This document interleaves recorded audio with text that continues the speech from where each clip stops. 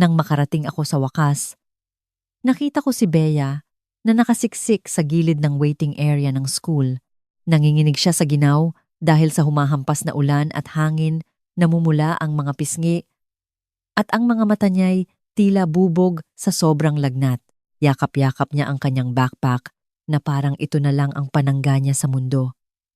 Makalipas ang 3 araw, nagsimula ang sunod-sunod na tawag at hindi konsensya ang unang bumasag sa kanya. Tumawag ang school ng 1:00 ng hapon, eksakto sa gitna ng isang meeting na inabot ng 2 linggo bago namin na-i-schedule. Lumabas ako sa hallway bago pa matapos ang 2nd ring dahil may naramdaman na akong mali sa kalamnan ko. "Hello, from the admin office ito," sabi ng boses. Kalmado, masyadong kalmado. May lagnat si Bea. Nagsusuka siya. Mukhang hirap na ang bata. Sa loob ng kalahating segundo, sinubukan ng utak ko na makipagtawaran sa realidad. Yung tipong kung itatanong ko ang tamang tanong, liliit ang problema. Ligtas ba siya? Tanong ko. Habang kinamumuhian ko ang sarili ko dahil para akong nagbabasa ng script. Ligtas siya! Sagot ng babae. Pero kailangan na niyang umuwi. Please, pumunta po kayo dito as soon as possible. As soon as possible. Hindi kung kailan maginhawa. Hindi kapag tapos na ang meeting. Ngayon na, tumingin ako sa salamin ng conference room. Nagsasalita pa ang kliyente ko. Abala ang mga kamay sa pagpapaliwanag ng mga numero. Hindi ito tawag na pwede kong i-on hold. Ang pag-alis ko ay sisira hindi lang sa hapon ko kundi sa proyekto. Pero hindi dapat iyon mas mahalaga kaysa sa anak ko. At hinding-hindi ko ipagmamalaki na nag-alinlangan ako. Pero ginawa ko. Makakarating ako dyan ng 3 p.m. sabi ko. Ang lasa ng mga salita sa bibig ko ay parang kalawang. Nagkaroon ng katahimikan. Sapat lang para gapangin ng hiya ang lalamunan ko. Sige po. Sagot niya. Propesyonal pero matigas. Gagawin namin ang lahat para maging komportable siya. Parang awa niyo na po. Huwag nang patagalin pa. Nakatitig ako sa pader pagkababa niya ng telepono. Umaasang may loophole akong makikita. Tapos, nagsimula akong tumawag sa mga kakilala. Isang kaibigan ay nasa site at hindi makaalis. Yung isa naman ay nasa Laguna pa, si Tita Len. Nasa appointment at hindi sumasagot. Lahat may dahilan at wala sa mga dahilan na iyon ang makakapagbago sa katotohanang ang anak ko ay may sakit at nag-iisa sa school. Doon ko tinawagan ang mama ko. Ang bahay niya ay 10 minuto lang mula sa school.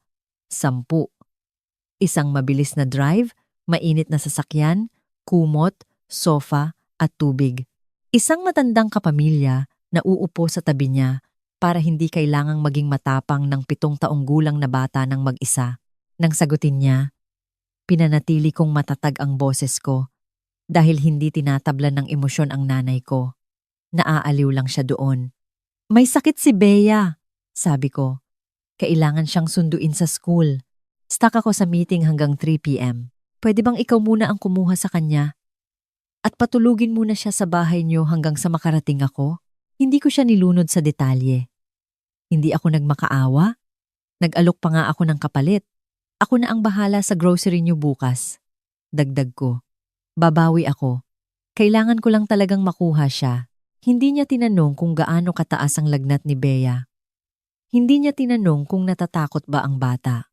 Hindi man lang siya bumuntong hininga na parang naabala siya. Hindi ako yaya ng anak mo. Bulyaw niya. Nakatayo lang ako doon. Nakadikit ang telepono sa tenga ko na parang ayaw tanggapin ng katawan ko na tapos na ang usapan.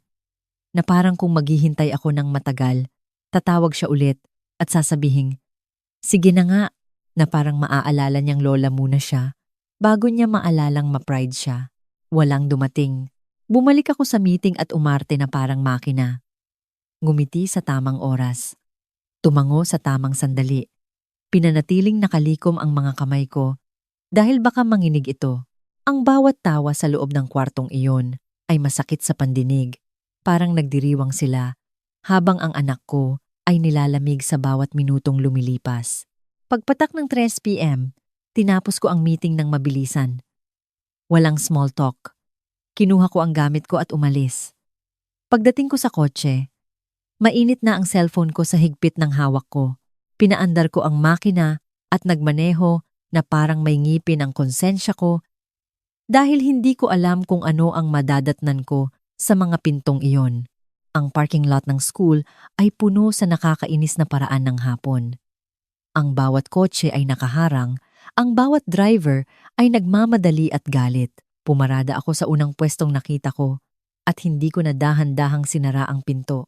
Sinalubong ako ng hangin na parang sampal, yung lamig ng bagyo na nagpapasikip sa baga mo.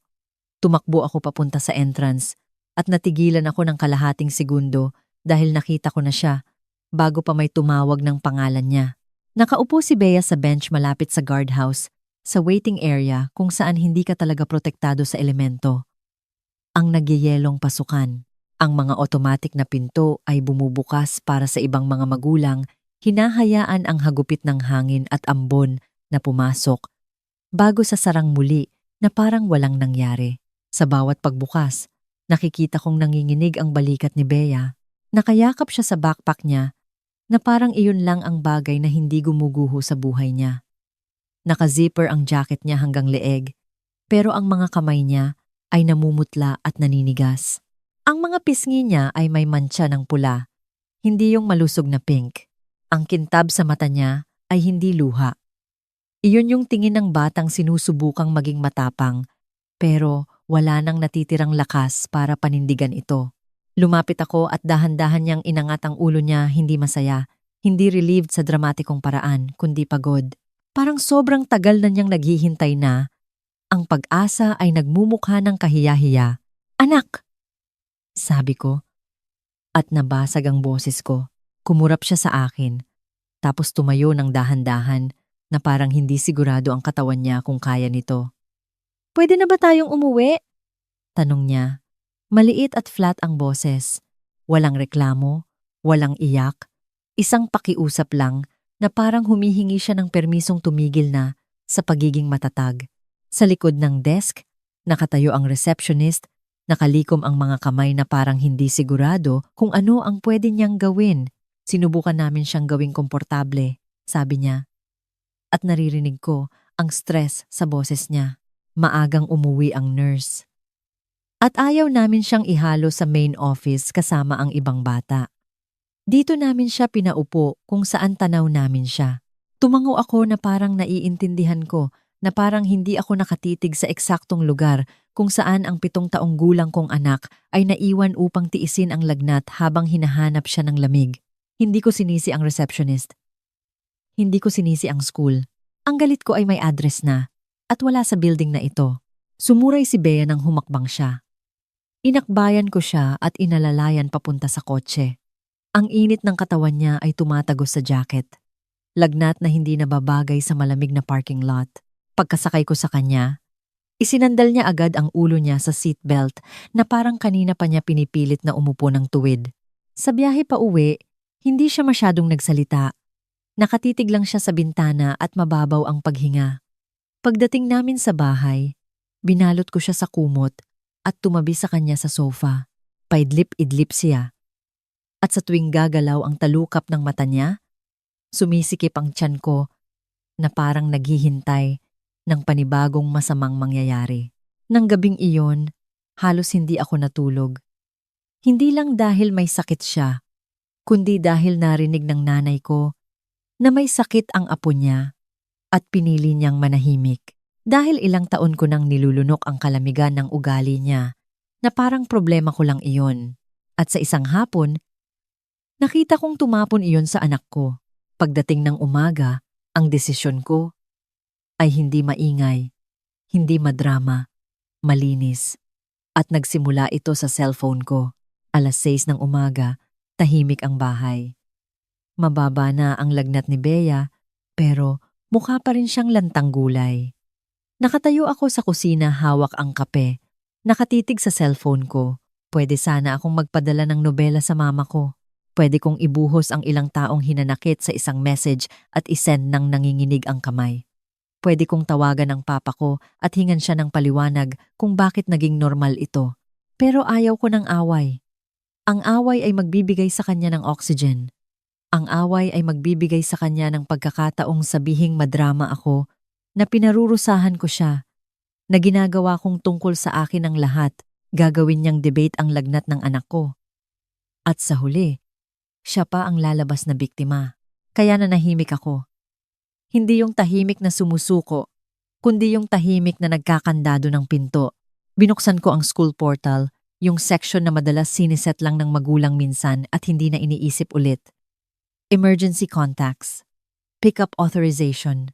Sino ang unang tatawagan? Sino ang pwedeng kumuha sa bata? Nandoon ang lahat. Opisyal. Parang listahan ng mga taong maaasahan ni Bea kapag wala ako. Ang pangalan ng mama ko ay nasa itaas. Parang pribilehiyong nakuha niya. Dahil lang siya, ay siya. Titig na titig ako doon. Tapos, pinindot ko ang edit. Hindi ko siya binura sa buhay ni Bea. Hindi ako nagsulat ng madramang note. Ginawa ko ang isang praktikal na pagbabago. Ang mama ko ay hindi na ang taong pwedeng tawagan ng school para ibigay ang may sakit kong anak. Si Yenna, Tita Len, na. Si Tita Len ay hindi namin kadugo. Wala siyang obligasyon kay Bea, pero nagpakita siya para sa amin sa 100 maliliit na paraan na hindi binibilang ng nanay ko dahil hindi ito sapat para magpasikat sa ibang tao. Nang tawagan ko si Len makalipas ang 2 minuto, sumagot siya agad. Sabihin mo kung anong kailangan. Sabi niya, walang buntong hininga, walang inis. Napalunok ako dahil na-realize ko kung gaano kasimple ang pagmamahal kapag hindi ito hinaluan ng kontrol. Kung tumawag ulit ang school, sabi ko, pwede bang ikaw ang backup ko? Just in case? Oo naman, sagot ni Len. At Marian, hindi malaking abala ang hinihingi mo.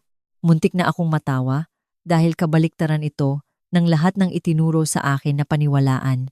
Pagkatapos noon, ginawa ko ang laging isinusumbat ng mama ko na hindi ko raw ginagawa. I handled it. Pinuno ko ang ref ng sabaw at gamot. Nag-email ako sa kliyente ko. Umupo ako sa sahig ng banyo nang magsuka ulit si Bea at hinagod ang likod niya. Kalmado ang boses ko. Matatag ang kamay ko. At hindi ko kinontak ang mama ko. Hindi ko ito in-announce. Hindi ako nagbanta. Hindi ako nag-post ng quote tungkol sa boundaries na parang nagpe-perform ako ng healing para sa mga taong hindi ko naman kilala.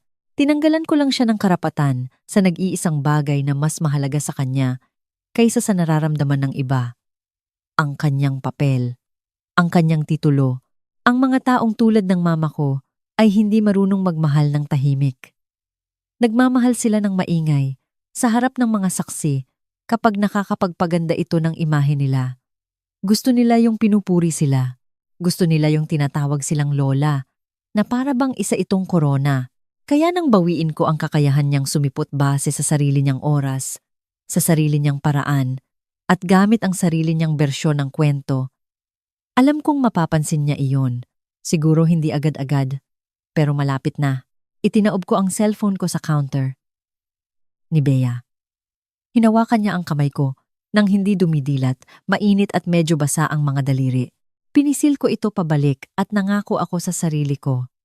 Sa susunod na may mag-iwan sa kanya nang nag-iisa sa lamig, hinding-hindi iyon mangyayari dahil lang sa gusto kong panatilihin ang kapayapaan. At makalipas ang 3 araw, nagsimulang tumunog ang telepono ko na parang nasusunog ito. Sa 4th araw, nagsimula ito sa isang missed call ng 9:00 ng umaga. Sunod isa pa ng 10:00. Pagdating ng 11:00, ang cellphone ko ay parang nagkaroon ng sariling tibok ng puso. Mama, mama ulit, papa, tapos si mama. 2 beses pa. Sa bawat ring, naramdaman ko yung lumang reflex na gustong tumayo sa loob ko. Yung boses na nagsasabing, sagutin mo, ayusin mo, magpaka-peacemaker ka. Hindi ko ginawa. Nang tanghali, may pumasok na voicemail. Hinintay ko munang makatulog si Bea sa sofa bago ko pinindot ang play. Iba ang boses ng nanay ko, mas malambot, parang hiniram niya sa ibang tao. Tunog siya na parang pinipilit umiyak at tinitingnan kong tatalab. Marian, sabi niya, humihingal at parang offended. Bakit hindi ako tinatawagan pabalik ng school? Sinubukan kong sunduin si Bea at sinabi nila sa akin. Sinabi nilang wala ako sa listahan.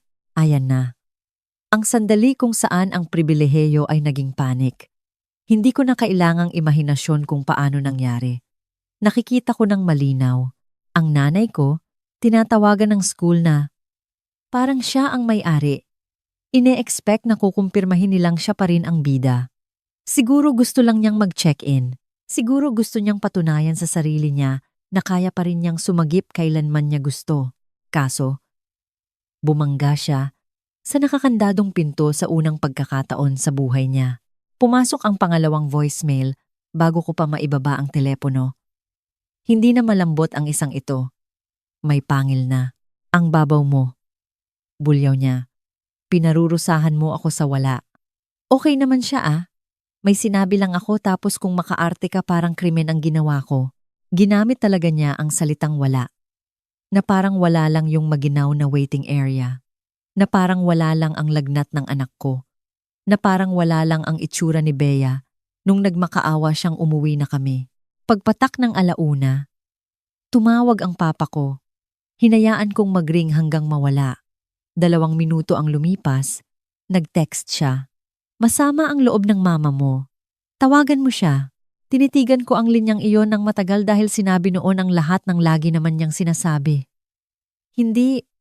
Okay lang ba si Bea? Hindi. Sorry. Hindi. Anong pwede naming gawin para hindi na maulit to? Kundi, masama ang loob ng mama mo.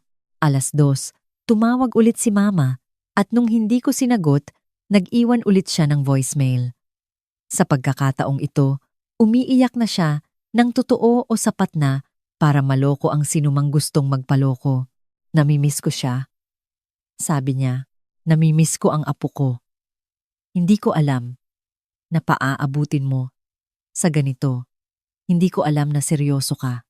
Seryoso? Seryoso na. Parang ako pa ang problema dahil sineryoso ko ang kaligtasan ng anak ko? Ang sunod na tawag ay galing sa tita ko. Hija, hindi na makausap ang nanay mo. Sabi niya, pwede bang kausapin mo na? Tinatawagan na niya ang lahat. Sunod, isang number na hindi nakasave.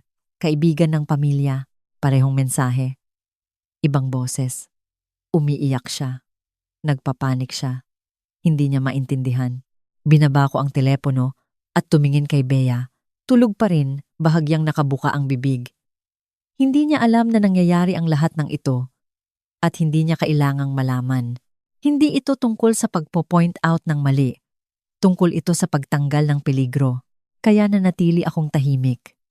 At habang lalo akong tumatahimik, lalo namang umiingay ang nanay ko dahil hindi niya pinagluluksa ang tiwala ko. Pinagluluksa niya ang access niya sa amin. Ang unang beses na nakita ko ang nanay ko ng personal matapos ang mga tawag ay hindi sa bahay niya o sa bahay ko. Sa lugar kung saan hindi niya kayang kontrolin ang sitwasyon gamit ang pagdadabog o pagbaba ng telepono. May maliit na program ang klase ni Bea nung Sabado. Yung tipong tatayo ang mga bata sa unahan at magbabasa ng tula o speech. Kasama namin si Len. Tita Len. Hindi bilang bodyguard, kundi bilang matatag na adult na hindi kailangang katakutan ni Bea. Hawak ni Bea ang kamay ko sa buong oras. Magaan lang pero sadya. Nasa kalagitnaan kami ng event nang maramdaman ko ito bago ko pa makita yung pamilyar na bigat sa hangin, parang may pumasok na bitbit ang entitlement imbes na jacket. Lumitaw ang mga magulang ko sa likuran. Mukhang pagod ang papa ko. Ang mama ko naman, mukhang nakaset up na kaayos ang buhok. Ready ang ngiti. Parang nakabihis para sa litratong ipopost niya sa Facebook mamaya. Napansin sila ni Bea at ginawa niya ang isang bagay na dudurog sana sa akin kung sinusubukan ko pang pasayahin ang lahat. Hindi siya tumakbo papalapit. Hindi siya sumigla. Hindi siya nagkunwari. Lumapit lang siya sa akin at bumulong. Kailangan ko ba silang kausapin? Sumagot ako ng mahina para siya lang ang makarinig. Hindi. Hindi mo kailangang gawin ang kahit ano. Nagsimulang maglakad palapit ang mama ko na parang sigurado siyang hahawi ang mundo para daanan niya. Ayan na pala kayo, sabi niya. Matamis ang tono sa ibabaw pero may talim sa ilalim. Kanina pa ako tumatawag. Hindi ako tumabi. Hindi ko tinaasan ang boses ko. Hindi ako gumawa ng eksena para sa mga tao. Tinitigan ko lang siya yung tingin na ibinibigay mo sa taong pinalabas na ng kwarto pero nagpipilit pa ring pumasok. Hindi ito ang tamang lugar para dyan, sabi ko. Kumibot ang ngiti niya. Lola niya ako. Umusog si Bea sa likuran ko. Hindi siya nagtatago, pero inilalagay niya ako sa pagitan niya at ng taong nagpatunay na kaya siyang tiisin sa lamig. Tahimik ang mensahe.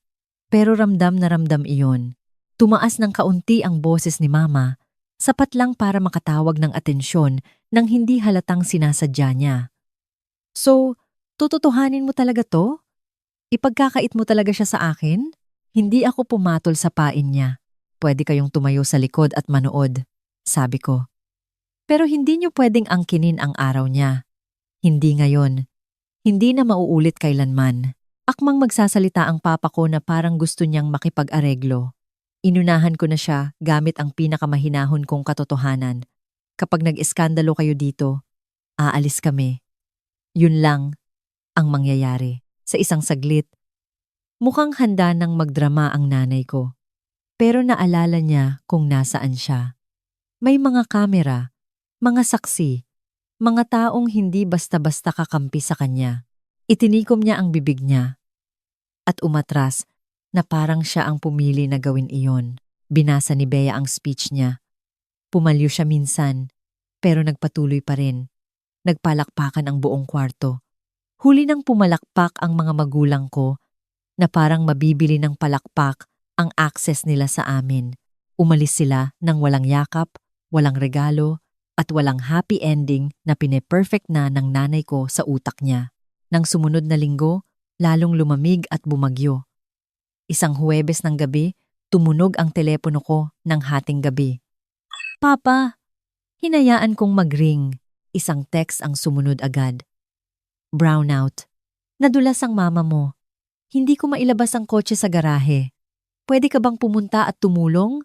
Tinitigan ko ang screen hanggang sa lumabo ang paningin ko. At ang tanging nakikita ko na lang ay si Bea sa maginaw na waiting area. Naghihintay sa isang lola na nagdesisyong hindi siya worth it ng 10-minute drive. Nagtype ako ng isang salita at pinindot ang send. Hindi. Tapos itinaob ko ang cellphone ko at bumalik sa pagtulog. Hindi ako proud. Hindi ako nanginginig. Tapos na ako. Kinabukasan, humingi si Bea ng cereal na parang walang nagbago sa mundo. At doon ko na-realize na ang pinakamalamig na parte ng kwentong ito ay hindi ang panahon, kundi kung ano ang natututunan ng anak ko na asahan mula sa pamilya. Noong unang bahagi ng Abril, gumuhit si Bea ng isang pink na bahay at idinikit ito sa ref. 3 stick figure ang nakatayo sa harap ako, si Bea at si Tita Len magkahawak kamay kaming lahat. Tinitigan niya ito saglit. Tapos nagtanong, may lola pa ba ako? Sinabi ko sa kanya na oo. Pero ang pagiging kapamilya ay hindi nangangahulugang may only access ka na sa buhay ng ibang tao. Nang weekend na iyon, nag-text ako kay mama ng isang plano. Maikling bisita sa park. Public place. Walang regalo, walang speech, walang pressure. Nag-reply siya agad-agad, sa duyan. Paikot-ikot si Bea sakay ng scooter niya na parang tinitimpla kung ligtas ba ang paligid. Makalipas ang 10 minuto, inalok niya si Mama na itulak siya sa duyan. Ginawa iyon ni Mama ng dahan-dahan na parang sa wakas ay naiintindihan na niya kung gaano karupok ang tiwala. Walang naayos na magic, pero hindi na nagyeyelo ang hangin. Nag-aapoy sa lagnat ang anak kong si Bea nang tumawag ang school. Kailangan na niyang umuwi. Naipit ako sa isang client meeting na hindi ko maiwan, kaya tinawagan ko ang nag-iisang tao na 10 minutes away lang ang nanay ko. Hindi niya tinanong kung okay lang ba si Bea. Hindi ako yaya ng anak mo. Bulyaw niya at binabaan ako ng telepono. Mula sa amin, hindi nanalo si Marian. sa pamamagitan ng pagsigaw ng mas malakas. Nanalo siya sa pamamagitan ng pagprotekta sa bata at paghayaan na ang mga konsekwensya ang magturo ng leksyong hindi kailanman naintindihan sa mga away. Ang boundaries ay hindi parusa. Isa itong safety system. Kaya heto ang tanong. Kung may nag-iwan sa anak mo sa lamig nung mga panahong kailangan kanila, anong boundary ang iseset mo kinabukasan?